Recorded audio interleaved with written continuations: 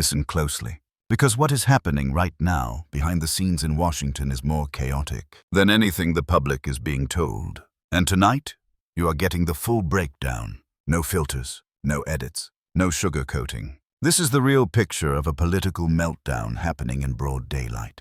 This is Trump's threat against top Democrats instantly blowing up in his face. Now let us get into it. According to the unfolding narrative, Donald Trump is not just frustrated. He is not just annoyed. He is lashing out like a cornered animal who sees the walls closing in and suddenly realizes that every exit he thought he had is now blocked. Over the last 2 days, there have been frantic White House efforts to keep the Epstein files from going public. Not one effort, not two, but a flurry of desperate attempts, each one more frantic than the last. And according to this storyline, every single one failed. The one strategy Republicans tried to hide behind collapsed. What they branded the Schumer shutdown could not hold. The so-called Epstein shutdown finally ended. And because of that, MAGA Mike the Johnson had no choice but to call the House back to order. He did not want to.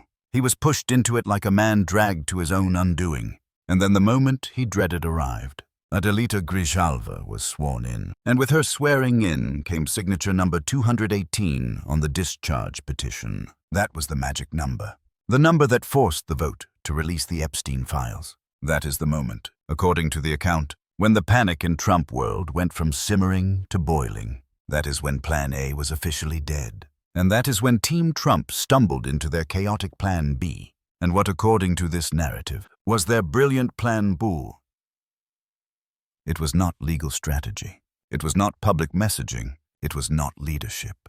It was something so embarrassingly unstrategic that even Republicans are whispering about it. Their idea was to flip one of the easiest to manipulate members of Congress and pressure her into removing her signature from the petition. They needed someone who could be leaned on, someone who could be softened up, redirected, nudged, intimidated, flattered, or bribed with political promises. They needed someone pliable, someone who did not ask too many questions, someone who did not read the fine print, someone who could be told what to do and would nod before thinking. So as the story goes, they picked Lauren Boebert. CNN reported that Pam Bondi, Todd Blanche, and Kash Patel met with Boebert in the White House Situation Room. Not a hallway, not a staff office. The Situation Room. The place designed for military crises and national emergencies. And they used that room to pressure a member of Congress to remove her signature from a petition demanding transparency about one of the most infamous criminal networks in modern American history.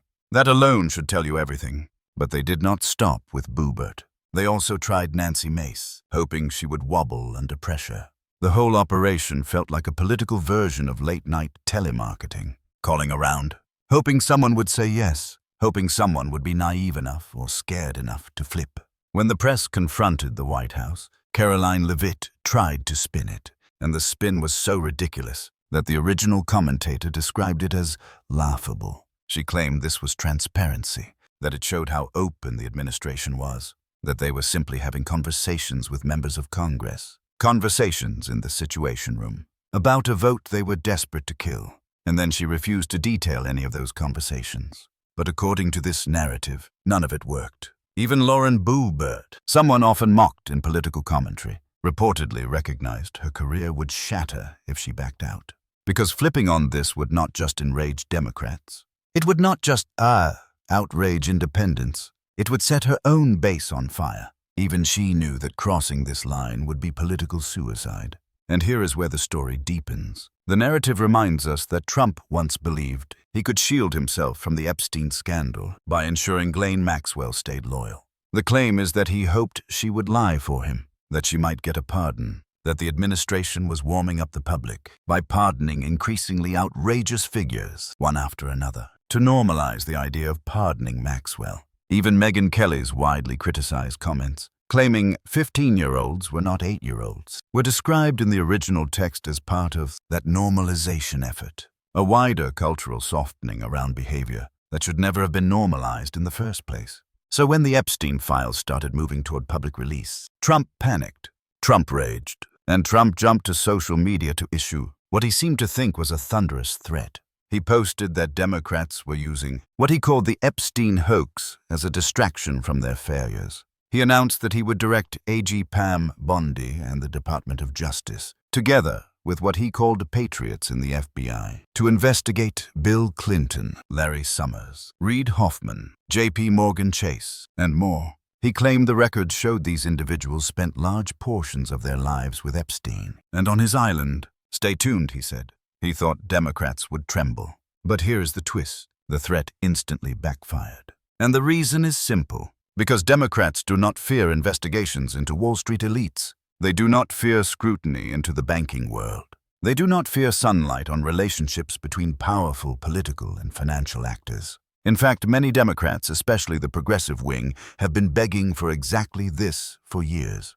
The Wall Street wing of the party has been insisting that centrism is the only path to victory. But the progressives have been countering that the era of big banks and corporate dominance must end. So, threatening to take down Larry Summers, threatening to investigate Bill Clinton, threatening to scrutinize J.P. Morgan, that is not a threat. That is a gift. It is the political equivalent of yelling, "I am going to give you everything you want unless you stop me." And if Larry Summers were to fall, the narrative suggests Alan Dershowitz might fall with him. So the whole threat collapses on its own weight. It is a boomerang. He threw it, but it circled around and knocked him in the back of the head. This is where the commentary digs deeper into Trump's mindset. Because Trump has always believed threats are magic. He thinks intimidation is strategy. He thinks barking orders into a microphone is leadership. He thinks commanding the Justice Department to investigate private citizens is normal. But the world has changed since he last held office. The public is not the same public. The Democratic coalition is not the same coalition. And the Republicans around him are not confident masters of political messaging anymore. They look nervous. They look trapped. And Trump looks desperate. The Epstein files fight is not happening in a vacuum. It is happening at the same time Republicans are dealing with government shutdown fallout, indictment fatigue, lawsuit exhaustion, internal, civil wars, and public attention that is slipping away. They needed a win. They needed a breakthrough. They needed a moment to seize control of the narrative.